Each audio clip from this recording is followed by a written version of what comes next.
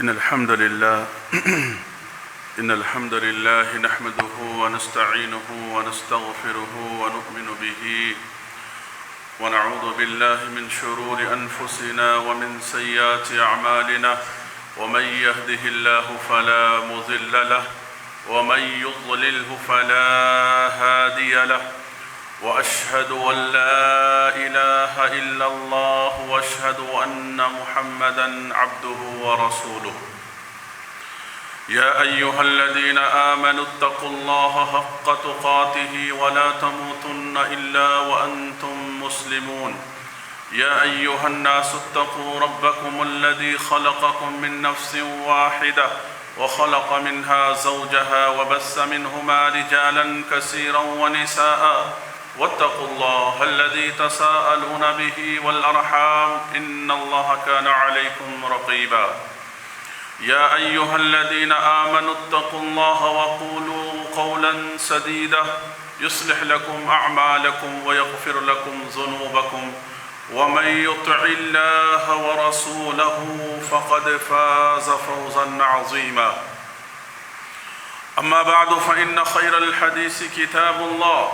وخير الهدي هدي محمد صلى الله عليه وسلم وشر الأمور محدثاتها وكل محدثة بدعة وكل بدعة ضلالة وكل ضلالة في النار أعوذ بالله من الشيطان الرجيم بسم الله الرحمن الرحيم قال لا تختصموا لدي وقد قدمت إليكم بالوعيد ما يبدل القول لدي وما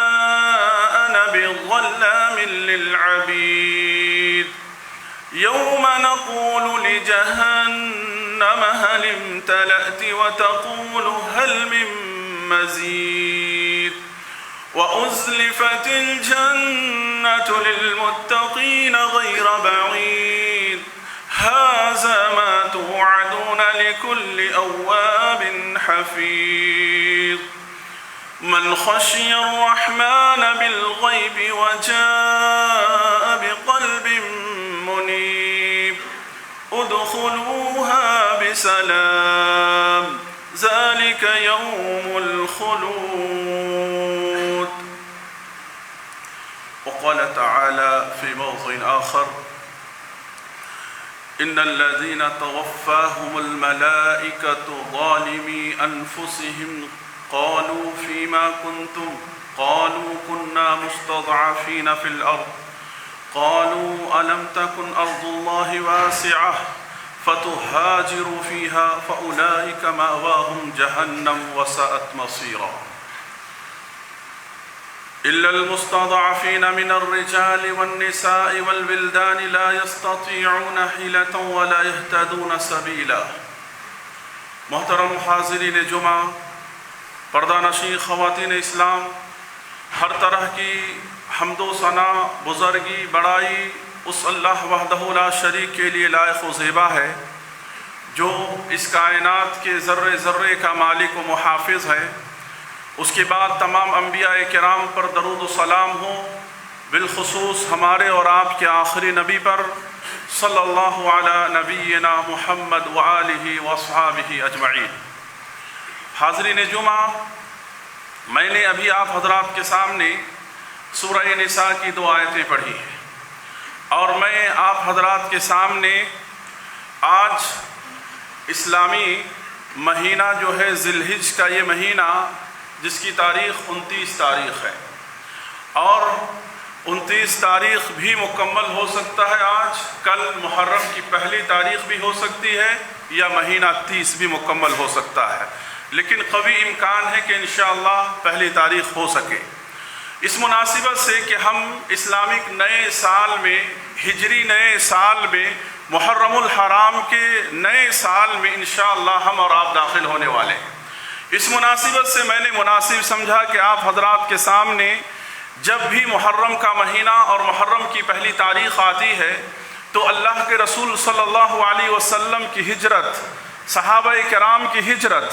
اور اسلاف امت کی ہجرت، ان تمام کے اندر ہمارے لیے، آپ کے لیے کیا پیغام ہے، کیا نصیحتیں ہیں، اور کیا کچھ ہم کو آپ کو ان تمام چیزوں کے ذریعے سے سبق حاصل کرنا ہے، انہی چیزوں کے تعلق سے اس مختصر وقت میں کچھ بنیادی باتیں کہہ کر کے انشاءاللہ المستعان میں اپنی بات کو کہہ کر ختم کرنے کی کوشش کروں گا۔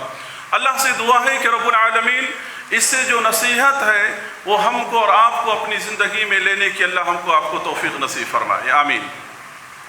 محترم حضرات، یہ اسلامی سال جس کو اللہ تبارک و تعالیٰ نے قرآن مجید کے اندر کئی جگہوں پہ اللہ رب العالمین نے اس کی اہمیت کا ذکر کرتے ہوئے کہا کہ اللہ تعالیٰ نے یوم خلق السماوات والارض، اللہ رب العالمین نے کہ جس دن سے آسمان و زمین کی تخلیق کی ہے، اللہ رب العالمین نے مہینے گنتی کے اعتبار سے 12 بنائے اور یہ مہینے 12 ہو کر کے مکمل ہو جاتے ہیں 1 سال، اور ہماری زندگی کا 1 سال کم ہو جاتا ہے۔ اس طرح سے زندگی کا یہ روٹیشن ہے، دنیا کا یہ روٹیشن ہے۔ ہم ایسے موقع پر دیکھتے ہیں کہ جب انگریزی اور عیسوی سال کی ابتدا ہوتی ہے تو لوگوں کے اندر کیسے جوش و خروش ہوتا ہے، اور بہت ساری غلط کام اور غلط چیزیں ہوتی ہیں جس سے اسلام ہم کو منع کرتا ہے، وہ کام کرنے سے، ان چیزوں سے بچنے کی ہم کو تعلیم دیتا ہے۔ لیکن اسلامی سال کی جب ابتدا ہوتی ہے، ہجری سال کی جب ابتدا ہوتی ہے، تو ان چیزوں کا بہت سارے لوگ ایسے ہوتے ہیں جن کو علم بھی نہیں ہوتا ہے کہ اسلامی ہجری سال کب شروع ہو گیا اور کب ختم ہو گیا۔ بس ان کو سال میں 2 مرتبہ، ایک رمضان اور ایک بقرعید، یہ 2 معلوم ہوتا ہے کہ یہ مہینہ چل رہا ہے، اس کے علاوہ لوگوں کو نہیں معلوم ہوتا ہے۔ جبکہ ہماری اسلامی سال اور یہ ہجری، ان چیزوں کو ہم ایک مسلمان ہونے کی حیثیت سے جاننا از حد ضروری سی چیز ہے، از حد ضروری سی چیز ہے۔ لہذا اللہ کے رسول صلی اللہ علیہ وسلم کی ہجرت،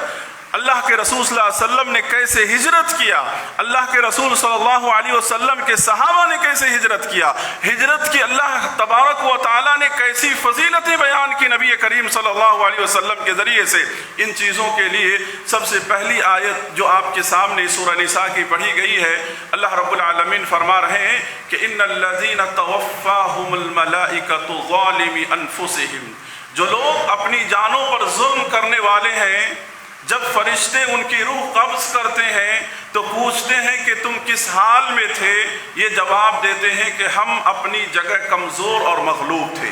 ہم اپنی جگہ پر کمزور اور مغلوب تھے۔ فرشتے کہتے ہیں کیا اللہ تعالیٰ کی زمین کشادہ نہ تھی، کیا اللہ رب العالمین کی زمین کشادہ نہ تھی، اللہ تعالیٰ کی زمین میں تم ہجرت کر جاتے۔ یہی لوگ ہیں جن کا ٹھکانہ دوزخ ہے، اور کیا ہی برا جگہ ہے، کیا ہی برا ٹھکانہ ہے۔ مگر جو مرد، عورتیں اور بچے بے بس ہیں، جنہیں نہ تو کسی چارہ کار کی طاقت اور نہ کسی راستے کا علم ہے، اللہ رب العالمین نے اس آیت کریمہ کے اندر ہجرت کے تعلق سے باتیں بیان کی ہیں۔ اور قرآن مجید کی بہت ساری مکی آیتوں کو جب آپ پڑھیں گے تو آپ کو اندازہ ہوگا اس بات کا کہ اللہ کے رسول صلی اللہ علیہ وسلم کے ہجرت کرنے سے پہلے صحابہ کرام کے ذہن کو تیار کیا گیا۔ پہلے ہجرت کرنے کے لیے ذہن سازی کی گئی، اور ہجرت کے لیے ڈائریکٹ ان کو حکم نہیں دے دیا گیا، کیونکہ ہجرت ایک بڑا عظیم عمل ہے، ہجرت بہت بڑی قربانیوں کا نام ہے، ہجرت کوئی معمولی چلتی پھرتی چیز کا نام نہیں ہے، بلکہ ہجرت میں بہت ساری قربانیاں جڑی ہوئی ہیں، اس سے لگی ہوئی ہیں۔ ایک آدمی جب ہجرت کرتا ہے اپنے وطن کی قربانی دیتا ہے، اپنے گھر بار کی قربانی دیتا ہے، اپنے رشتہ دار کی قربانی دیتا ہے، اپنے دوست و احباب کی قربانی دیتا ہے، اپنی کاروبار تجارت کی قربانی دیتا ہے، اور جس ماحول کے اندر وہ مانوس تھا، جہاں پر وہ زمانے تک زندگی گزارا ہے، ان تمام چیزوں کو چھوڑنا میرے بھائیوں کوئی آسان سی بات نہیں ہوتی ہے۔ لہذا ان تمام چیزوں کے لیے، ان تمام تر قربانیوں کے لیے اللہ تبارک و تعالیٰ نے نبی کریم صلی اللہ علیہ وسلم کے ذریعے سے صحابہ کرام کے ذہنوں کو بنایا، ان کی ذہنی تربیت پہلے کی گئی۔ اس لیے آپ دیکھیے کہ ہجرت کے لیے کچھ کنڈیشنز ہیں، کچھ شرط ہے. ایسے بیٹھے بیٹھے کوئی بھی آدمی ہجرت من میں آیا ہجرت کر لیں گے اور جذبات میں آ کر کے چلے جائیں گے؟ نہیں میرے بھائیوں، بلکہ شریعت نے باقاعدہ طور پر اس کے لیے کنڈیشنز رکھے ہیں. کنڈیشنز کیا ہیں؟ سب سے پہلا کنڈیشن یہ ہے کہ جہاں پر ہم ایمان اور اسلام کی حالت میں زندگی گزار رہے ہیں وہاں پر ظلم کی حد ہو جائے، آدمی کو اسلام پر عمل نہ کرنے دیا جائے، کلمہ پڑھنے نہ دیا جائے، اللہ کی عبادت نہ کرنے دیا جائے، زندگی تنگ کر دی جائے، ہر طرف سے تنگ کر دیا جائے، تو ایسی صورت میں شریعت نے کہا ہے کہ تم ایسے مقام اور ایسی جگہ پر جاؤ جہاں پر کہ تم اللہ کی عبادت، دین اسلام پر تم آسانی کے ساتھ عمل کر سکو اور تمہیں کسی بھی طرح کی کوئی رکاوٹ نہ ہو. آپ دیکھیے ابتدائی اسلام کے اندر جب نبی کریم صلی اللہ علیہ وسلم دعوت اور پیغام لے کر کے صحابہ کرام کے درمیان آئے تو اس وقت صحابہ کرام پر مشرکین مکہ نے ظلم و ستم کے پہاڑ توڑ دیے. اس وقت جو لوگ ایمان لائے، اسلام لائے، تو اللہ کے رسول صلی اللہ علیہ وسلم نے ان کی حالت کو دیکھ کر کے انہیں ہجرت کرنے کا حکم دیا. کہاں ہجرت کرنے کا حکم دیا؟ حبشہ کی طرف. جو اس وقت کے نجاشی کرسچن، جو اس وقت کے وہاں کا بادشاہ تھا، اور وہاں پر ان لوگوں کو سکونت ملی اور وہ لوگ وہاں پر جا کر کے اپنے ایمان اور عقیدے کی انہوں نے حفاظت کی تھی. تو میرے بھائیوں، یعنی جہاں پر انسانوں کے لیے یہ تنگی ہو وہاں پر آج بہت سارے نوجوان ایسے ہیں جو جذبات میں آ کر کے اس چیز کو کہتے ہیں کہ ہمیں ملک بدر کر جانا چاہیے، اور اس طرح کی ذہنیت ان لوگوں کو بناتے ہیں اور کرتے ہیں اور کہتے ہیں. یہ بہت بڑی غلطی ہے اور بہت بڑا اس کا خمیازہ خود انہیں بھی بھگتنا پڑتا ہے اور دوسرے لوگوں کو بھی خواہ کی پریشانیوں کے اندر مبتلا کرتے. میرے بھائیوں، لہذا اللہ کے رسول صلی اللہ علیہ وسلم نے ہجرت کے تعلق سے دیکھیے قرآن مجید کی آیت اللہ رب العالمین نے کہا ان الذی فرض علیک القرآن. کیا نبی کریم صلی اللہ علیہ وسلم جس رب نے آپ کے اوپر قرآن مجید کو نازل کیا ہے وہ رب پھر دوبارہ آپ کو مکے کی طرف لوٹائے گا. کیوں؟ اس لیے کہ اللہ کے رسول صلی اللہ علیہ وسلم جب ہجرت کر رہے تھے آپ صلی اللہ علیہ وسلم بہت غمگین تھے. کیوں؟ جہاں آپ پیدا ہوئے، جہاں آپ پلے، جہاں آپ بڑھے، جہاں آپ جوان ہوئے، جہاں پر آپ کی دعوتی زندگی شروع ہوئی، آج وہ ملک، وہ وطن آپ صلی اللہ علیہ وسلم چھوڑ رہے ہیں. اس لیے اللہ کے رسول صلی اللہ علیہ وسلم جب ہجرت کر رہے تھے، نکل رہے تھے، آپ نے مکے کی طرف مخاطب ہو کر کے آپ نے کہا کہ اے مکہ، میں تم سے بہت محبت کرتا ہوں، میں تمہیں بہت چاہتا ہوں، میں تمہیں چھوڑ کر نہیں جاتا، لیکن تمہارے لوگوں نے، یعنی تمہاری قوم کے لوگوں نے، یعنی یہاں کے لوگوں نے مجھے نکلنے پر مجبور کیا. میرے بھائیوں، اللہ کے رسول صلی اللہ علیہ وسلم کو دیکھیے کہ آپ ہجرت کرنے سے پہلے پوری پلاننگ اللہ کے رسول صلی اللہ علیہ وسلم نے کیا. سب سے پہلا پیغام اور میسیج جو ہجرت سے ہم کو اور آپ کو ملتا ہے کہ ایک مومن کی زندگی میں کوئی بھی کام کرنے سے پہلے ایک پلاننگ ہونا چاہیے. ایک پلاننگ ہونی چاہیے، ایک ہمارے پاس ایک ایجنڈا ہونا چاہیے، ہمارے پاس ایک نقشہ ہونا چاہیے، تبھی جا کر کے ہم اپنے مقصد میں ہم کامیاب ہو سکتے ہیں. کوئی جذباتی چیز نہیں ہونی چاہیے. لہذا اللہ کے رسول صلی اللہ علیہ وسلم نے ہر طرح سے پلاننگ کیا کہ کہاں ہجرت کرنا ہے. اللہ تعالیٰ نے آپ کو وہ جگہ خواب میں دکھلایا.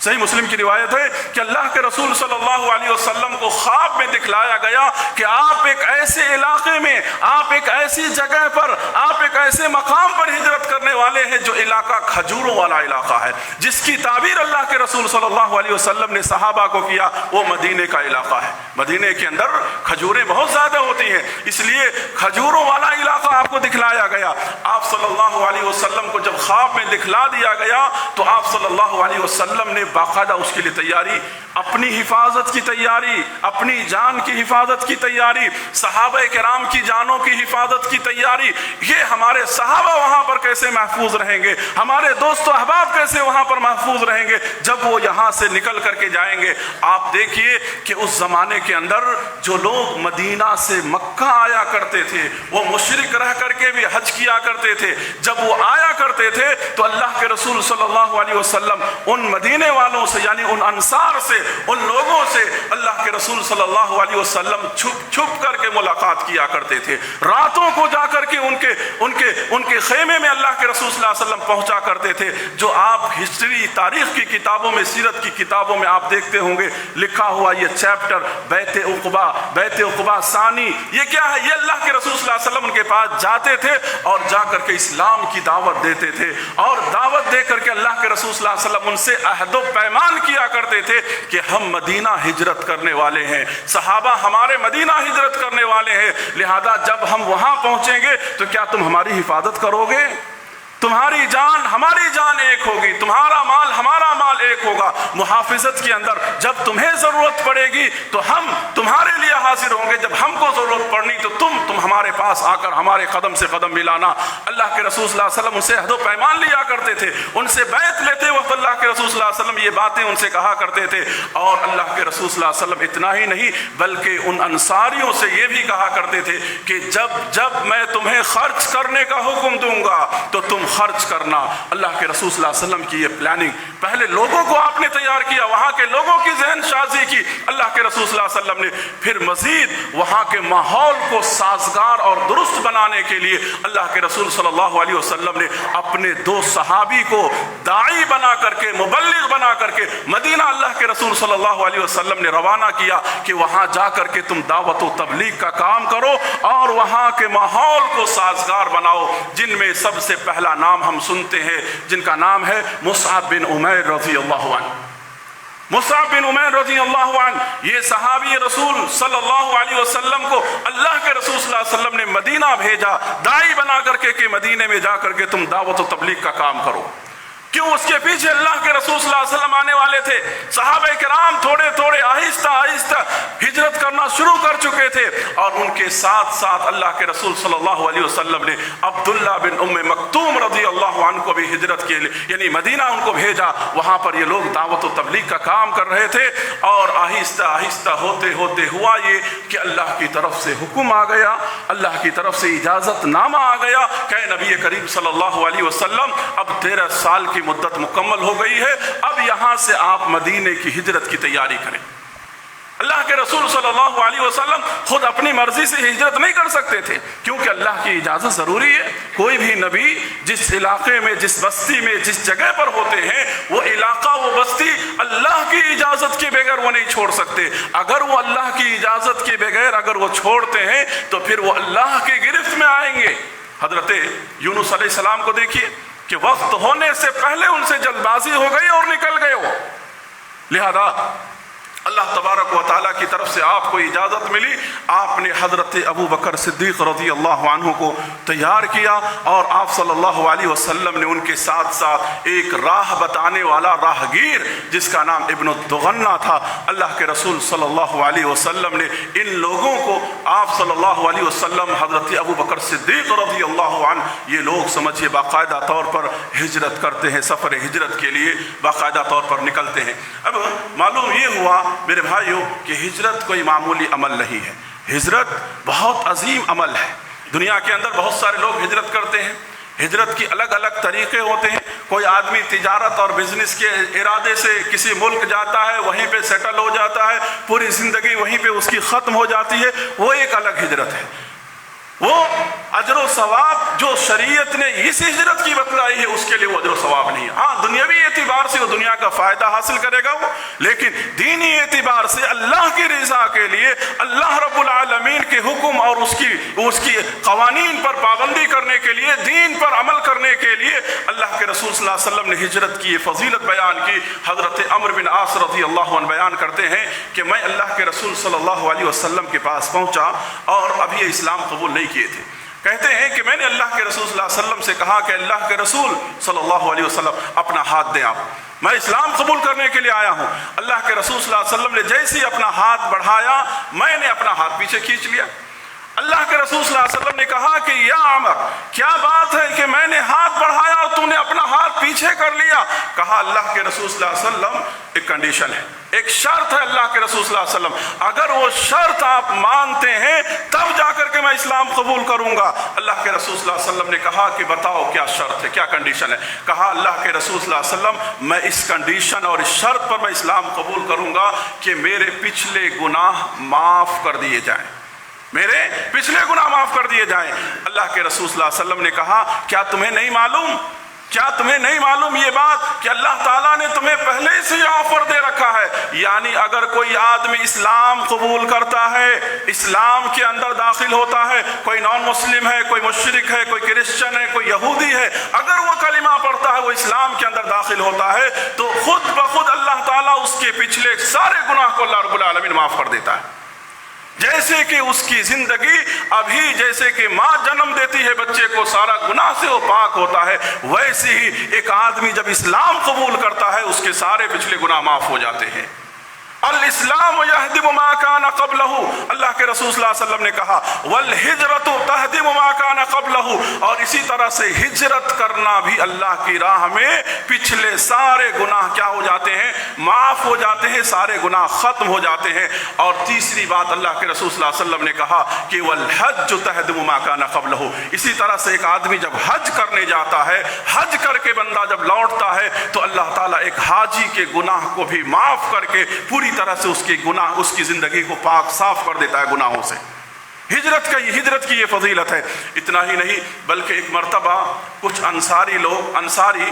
नाराज हो गए किसी बात को, किसी मसले को लेकर के। अल्लाह के रसूल सल्लल्लाहु अलैहि वसल्लम ने उन अंसारियों को जमा करके तारीखी खुतबा अल्लाह के रसूल सल्लल्लाहु अलैहि वसल्लम ने दिया, बहुत जामे खुतबा अल्लाह के रसूल सल्लल्लाहु अलैहि वसल्लम ने उन अंसारियों के दरमियान दिया। अल्लाह के रसूल सल्लल्लाहु अलैहि वसल्लम ने उन अंसारियों को जहां खुतबा दिया उसके अंदर आपने एक बात कही। क्या बात कही? ये बात कही कि अंसारियों, मुझे तुमसे इतनी मोहब्बत है। अंसारियों को अल्लाह के रसूल सल्लल्लाहु अलैहि वसल्लम ने कहा अंसारी ये कौन है? अब सवाल पैदा होता, जो लोग मदीने के रहने वाले थे, मदीना में सुकूनत पजीर थे, मदीना ही उनका आबाई वतन था, तो उन लोगों को अंसारी कहा गया। और जो लोग मक्का से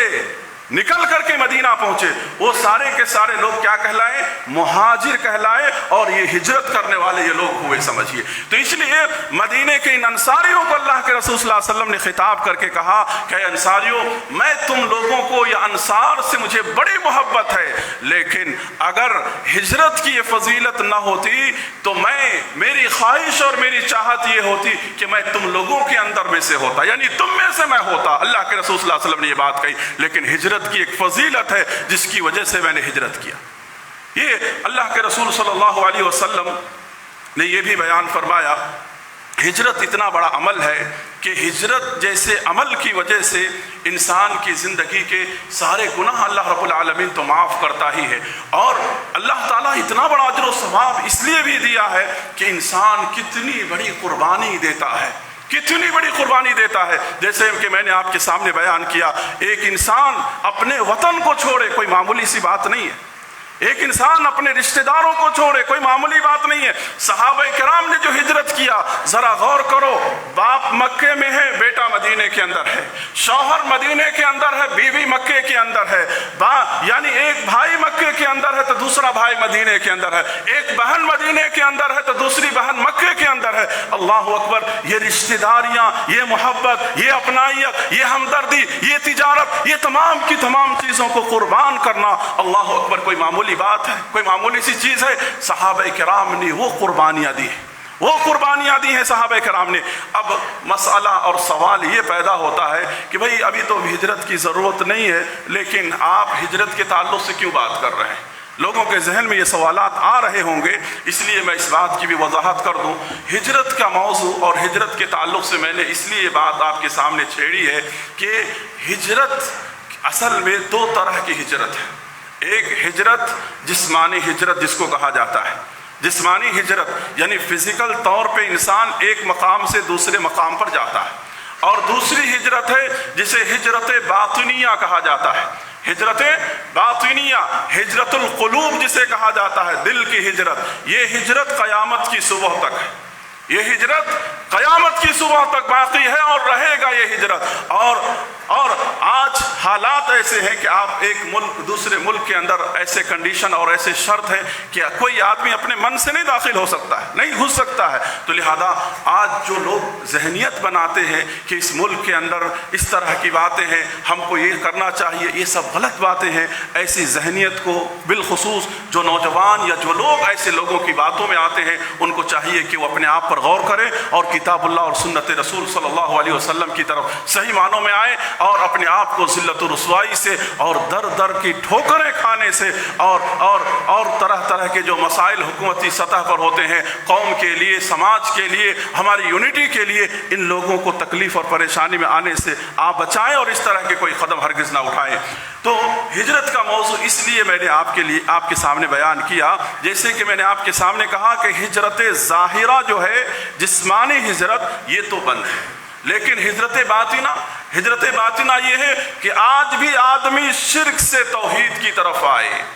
آج بھی آدمی شرک سے توحید کی طرف آئے، آج بھی آدمی کفر سے اسلام کی طرف آئے، آج بھی آدمی بدعت سے سنت کی طرف آئے، آج بھی آدمی جھوٹ سے سچائی کی طرف آئے، آج بھی آدمی ظلم سے انصاف کی طرف آئے، آج بھی آدمی بد اخلاقی سے اچھے اخلاق کی طرف آئے، آج بھی آدمی گناہ اور معصیت سے فرما برداری کی طرف آئے، آج بھی آدمی حرام خوری سے حلال خوری کی طرف آئے، آج بھی آدمی معاشرے اور سماج میں یعنی بد تہذیبی، بد غیبت اور برے کام کرنے سے انسان بچ کر کے اچھے چیزوں کی طرف آئے. آج بھی ان چیزوں کا دروازہ ہمارے لیے کھلا ہوا ہے، آج بھی ہمارے لیے کھلا ہوا ہے کہ اگر آج ہمارے اندر جھوٹ کی عادت ہے تو ہم سچائی کی طرف آئیں. آج ہمارے اندر اگر خیانت کی صفت پائی جا رہی ہے تو ہم امانت داری کی طرف آئیں. یہ تمام کی تمام صفتیں اور تمام کی تمام چیزیں یہ نبی کریم صلی اللہ علیہ وسلم کی ہجرت اور صحابہ کرام کی ہجرت ہم کو پیغام دے رہی. اور دوسری بات یہ ہے کہ ہجرت ہم کو اور آپ کو یہ یاد دلاتا ہے کہ اسلام کے لیے، اسلام پر اللہ کی رضا کے لیے صحابہ کرام نے اور صحابہ کرام کے ساتھ ساتھ صحابیات نے اللہ اکبر کیسی کیسی قربانیاں انہوں نے دی ہیں مکے کے اندر،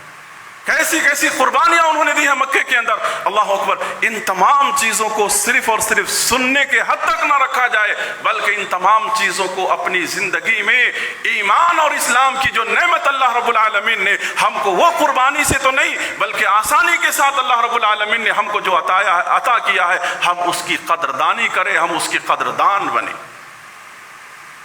میرے بھائیوں، ہجرت کا یہی پیغام ہے کہ ہم اپنی زندگی کے اندر سب سے پہلے ہم کیا کریں،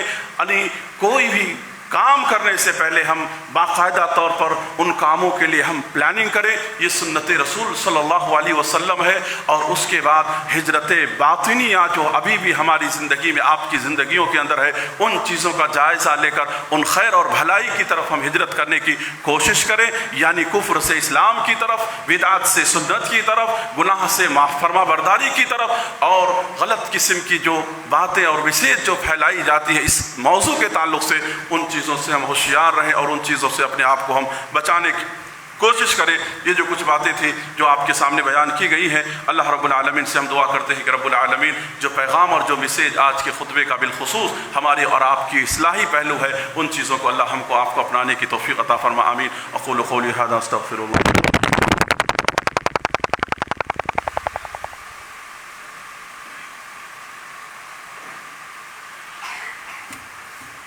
الحمد لله ان الحمد لله نحمده ونصلي على رسوله الكريم. اما بعد.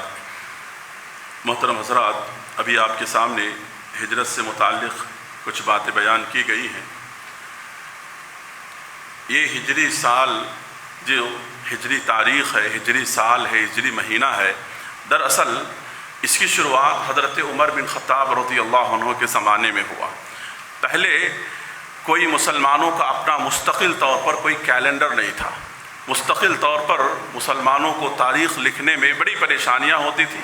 تو صحابہ کرام ایک مرتبہ مشورہ کیے کہ کیا اچھا ہوتا کہ ہمارے پاس بھی ہمارا ایک کیلنڈر ہوتا اور اس کے مطابق ہماری ساری تاریخیں اور ہماری ساری کی ساری چیزیں اس سے منسلک ہو جاتی. کیونکہ جب صحابہ کرام بیٹھے مشورہ کیے تو کسی نے کہا اللہ کے رسول صلی اللہ علیہ وسلم کی پیدائش سے ہماری جو شروعات ہے اس کی جائے تو کسی نے کچھ مشورہ دیا. آخرکار حضرت عمر بن خطاب رضی اللہ عنہ جو بڑے دور اندیش تھے، اللہ نے جنہیں بڑا سمجھ اور فہم دے رکھا تھا، حضرت عمر بن خطاب رضی اللہ عنہ نے کہا کہ ہماری زندگی میں اس سے بڑا روشن باب کیا ہو سکتا ہے کہ ہم اللہ کے رسول صلی اللہ علیہ وسلم کی ہجرت کو اپنی ہجری سال کے لیے منتخب کریں. تو حضرت عمر بن خطاب رضی اللہ عنہ کے زمانے سے یوں سمجھے کہ ہجری سال کی شروعات ہوئی اس طرح سے. ابھی تک ہم اور آپ 1443 کے اندر یعنی 1443 ہم اتنے ہجری کے اندر ہم چل رہے ہیں. انشاءاللہ اب ہم اور آپ جو ہیں 1444 اب یعنی 1444 یعنی اس کے اندر ہم اور آپ داخل ہونے والے ہیں. تو لہذا یہ تاریخ جو ہے ہماری اور آپ کی جو ہماری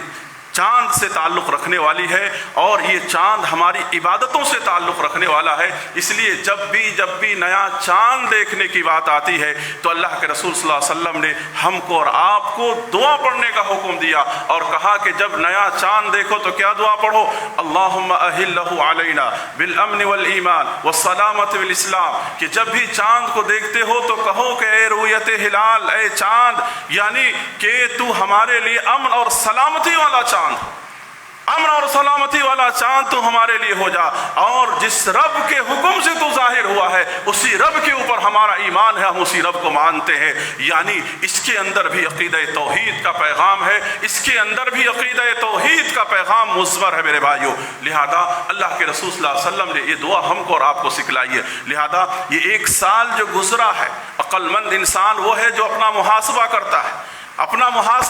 ہے، غور کرتا ہے کہ گزرے ہوئے سال میں ہم نے کیا کھویا ہے اور کیا پایا ہے. اگر ہم سے لغزشیں، نافرمانیاں زیادہ ہوئی ہیں تو اب آنے والے سال میں، آنے والی زندگیوں کے اندر ہم سے زیادہ لغزشیں نہیں ہوں گی. ہم اطاعت و فرما برداری کی طرف اپنا قدم بڑھائیں گے. محاسبہ نفس کا پیغام ہم کو اور آپ کو ایک نیا سال آنے والا ہم کو اور آپ کو دے رہا ہے، ہم کو اور آپ کو دے رہا ہے. نہ کہ جو ہم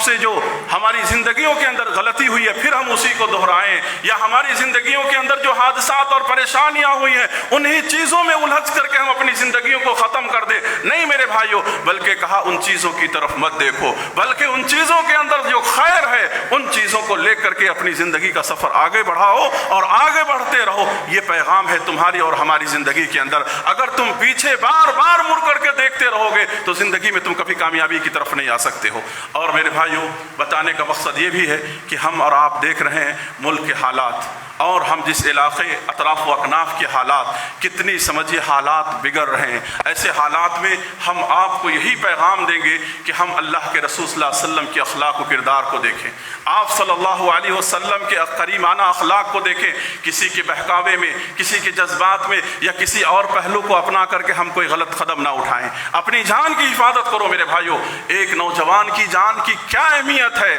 ایک نوجوان کی جان کی کیا قیمت ہے، ایک مومن کی جان کی کیا قیمت ہے. آپ کو کیا بتلائیں، خانہ کعبہ سے بھی زیادہ اس کی جان کی قیمت ہے. اللہ کے رسول صلی اللہ علیہ وسلم نے کہا کہ اگر اس دیوار کو توڑ دیا جائے تو بنایا جا سکتا ہے، لیکن ایک مومن کی جان اگر ضائع ہو جائے تو دوبارہ واپس نہیں آ سکتی ہے. تو لہذا کوئی اپنے گھر کا تنہا ایک نوجوان ذمہ دار ہے، تو کوئی اپنے گھر کا اکیلا سرپرست ہے، تو کوئی اپنے ماں باپ کا ٹھنڈک ہے آنکھوں کا، تو کوئی اپنے بھائی بہن کا ذمہ دار ہے. میرے بھائیوں، اپنے پیچھے پلٹ کر ان لوگوں کی ذمہ داریوں کو سمجھو اور حالات کے رو میں اپنے آپ کو مت بہکاؤ. بالخصوص واٹس ایپ، فیس بک، ایسی چیزوں پر، غلط میسیج کے اوپر دھیان توجہ مت دو. ان چیزوں کے پیچھے اپنے آپ کو پر کر کے کسی بھی طرح کی جو حکومتی پالیسی چل رہی ہے اور کیا جا رہا ہے ان کی کسی بھی زد میں اپنے آپ کو مت پھنسنے دو. حالات کو صحیح طریقے سے سمجھو. جو حالات ہو رہے ہیں ایسے حالات میں جہاں کہ کوئی جان محفوظ نہیں ہے، عزتیں محفوظ نہیں ہے، مال محفوظ نہیں ہے، دعاؤں کا اہتمام کرو، نمازوں کا اہتمام کرو، سنت رسول کی پابندی کرو، ایمان و عقیدہ صحیح اپنانے کی کوشش کرو، اور اللہ سے دعا کرو بار بار کہ اللہ تعالیٰ ان ظالموں کا خاتمہ کرے اور اللہ تعالیٰ ان ظالموں کو تباہ و برباد کرے جو ظلم کو اس قدر ہوا دے رہے ہیں اور ظلم کو اس طرح بھڑکا رہے ہیں. لہذا اللہ سے ہماری دعا ہے کہ اللہ تعالیٰ جہاں کہیں بھی ظلم ہو رہا ہے اللہ تعالیٰ ان ظلم کا خاتمہ فرما، اور مسلمانوں کی یعنی مسلمان ان تمام کی عزت و آبرو کی جان کی اللہ حفاظت فرما، اور تمام تمام کو اپنے حفظ و امان میں اللہ رب العالمین تو رکھ، ہر کسی کی۔ اللہم اعز الاسلام والمسلمین واذل الشرک والمشرکین واذل الشرک والمشرکین، اللہم انصر اخواننا المسلمین فی کل مکان، اللہم انصر اخواننا المسلمین فی کل مکان۔ آخر میں اپنی بات کو ختم کرنے سے پہلے ایک دو دعا کی درخواست ہے۔ کچھ لوگ بیمار ہیں، ان کے لیے دعا کریں، اللہ انہیں شفائے کلی، شفائے عاجلہ، شفائے کاملہ اللہ رب العالمین نصیب فرمائے، اور جو لوگ گزر گئے اللہ تعالیٰ ان کی مغفرت فرمائے۔ میرے بھائیوں، جس طرح سے ہر ہفتہ آپ ہماری مسجد کا تعاون کرتے ہوئے آئے ہیں، آپ سے آج گزارش ہے مرد و خواتین سے کہ آپ مسجد کا تعاون کرتے ہوئے جائیں، اللہ تعالیٰ آپ کے دیے ہوئے مال کو قبول کرے اور بقیہ مال کے اندر اللہ خیر و برکات عطا فرمائے۔ آخری اعلان یہ ہے کہ انشاءاللہ 31 کو اس مہینے کے سنڈے کے دن، یعنی جو دا لرننگ قرآن کے تعلق سے جو لوگ بھی کتابیں لیے ہوئے ہیں، بک لیے ہوئے ہیں انگلش اور کنڑ زبان میں، اس کا ایگزام ہے، فائنل ایگزام ہونے والا ہے، اور اس کے لیے باقاعدہ طور پر ہال ٹکٹس ہے اور ایگزام سینٹرز ہیں، جس میں سے ایک سینٹر ہمارا مدرسہ دارالخیر قدرلی یونٹ ہے۔ تو آپ نماز کے بعد جو مرد حضرات رجسٹریشن کرائے ہوئے ہیں آفس سے آپ اپنا ہال ٹکٹ حاصل کر لیں، اور جو خواتین اور لیڈیز میں سے ہیں وہ بھی لیڈیز سائڈ جو ہے ان کے لیے ہال ٹکٹ دیے جائیں گے، وہ اپنا حاصل کر لیں اور باقاعدہ اچھی طرح تیاری کر کے وقت پر حاضر ہو کر ایگزام میں کامیاب ہونے کی کوشش کریں۔ اللہ آسانیاں پیدا کرے، آمین۔ إن الحمد لله نحمده ونستعينه ونستغفره ونؤمن به ونتوكل عليه ونعوذ بالله من شرور أنفسنا ومن سيئات أعمالنا، ومن يهده الله فلا مضل له ومن يضلله فلا هادي له، وأشهد أن لا إله إلا الله وأشهد أن محمدا عبده ورسوله، إن الله وملائكته يصلون على النبي، اللهم صل على محمد وعلى آل محمد كما صليت على آل إبراهيم وعلى آل إبراهيم